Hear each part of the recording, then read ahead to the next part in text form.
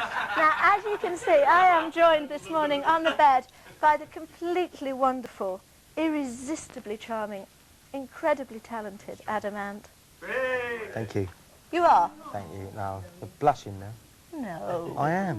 No, you've still got that translucent gloss that They you've put always had. They put that on this morning. Oh, did they? Yeah. Oh, God, I'm going to get some tomorrow. Now, you've got the new single out. We saw a clip of it earlier. Yeah, wonderful. Wonderful. How different is it to things that you did in the past, do you think? Well, I try to make every single different from the one before, and it's very difficult. It's very personal. It's about a relationship I was in, except it was about like what happens after, and it was like 2 years after it was over, and I was having coffee one day, and I suddenly thought about the good stuff instead of the bad stuff, you know, jealousy, what's she doing now, and I just wrote it in one go, and it sort of came out like, ugh. That was it. So I didn't change a word of it. It's one of those rare occasions where the song came out as it's always going to be, and that was it. Have you played it for the girl? I sent it to her, but I think it was a bit emotional at the start. But I think we'll both be able to live with it now. We're both grown-ups.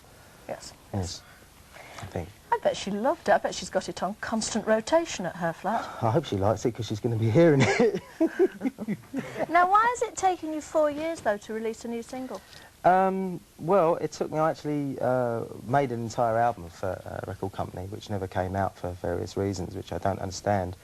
And I've been filling the time in, you know, pursuing an acting career and studying it in LA, working with a guy called Harry Mastro George, and taking quite a sort of heavy class there, sort of 6 hours on a Tuesday night.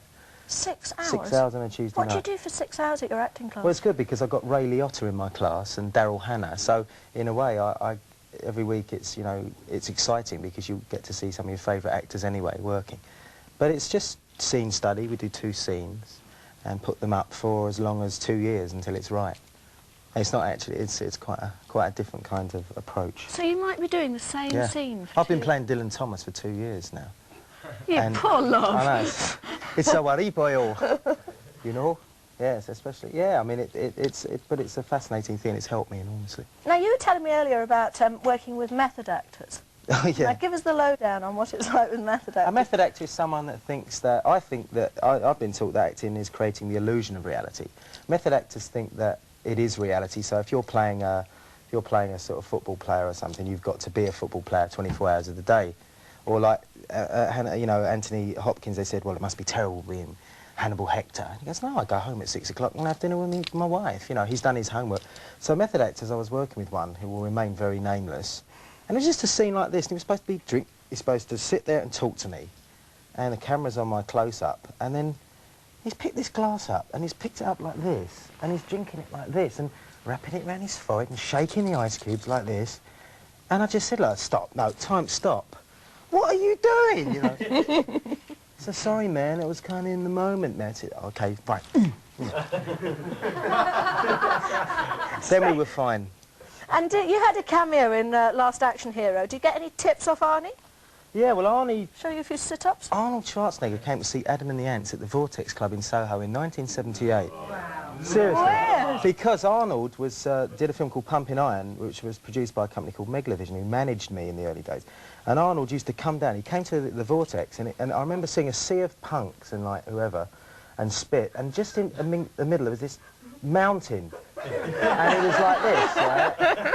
And he come up to me and he said, the next morning I was having breakfast in the house, and he came down, he's sitting there and he's eating like, oh, there's food. And he said, Adam, you're very fit. Do you work out? I said, no, Arnold. He goes, you know, I really like little Nell. She's very attractive. I said, all right then, Arnie, that'll be cool. But, you know, he's a very cool guy. What, he was trying to get you to fix him up? Yeah, I know, I didn't have to fix him up, you know what I'm saying?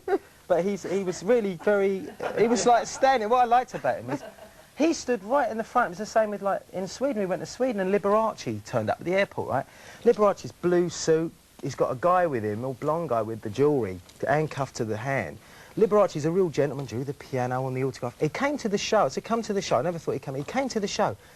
And I'm singing away, and there's all these geezers going mad. And Liberace's in the front row, watching the show. And I'm going, Marco, he's in the front row.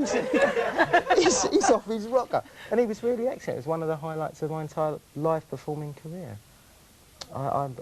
That's shut you up, hasn't it? It has. has, actually. It's true. It's absolutely true. I've been silenced. It's true. You're on tour soon, aren't you? Yes, apart from the wrong dates having been announced in the Mail on Sunday, I am in fact doing 2 London shows at the Shepherd's Bush Empire, which are sold out. So, encouraged by this, I'm going to do some more up and down the country, Scotland. Are you looking forward to it? Yeah, well, I've been doing it solidly in America anyway, working live, and that's where it's at. I mean, me and Marco are going out, 2 drummers, make a lot of noise and just play all the stuff, old and new, and some covers. I'm going to do a Zig Zig Sputnik song, because I think they're the greatest effort of the late 80s, personally.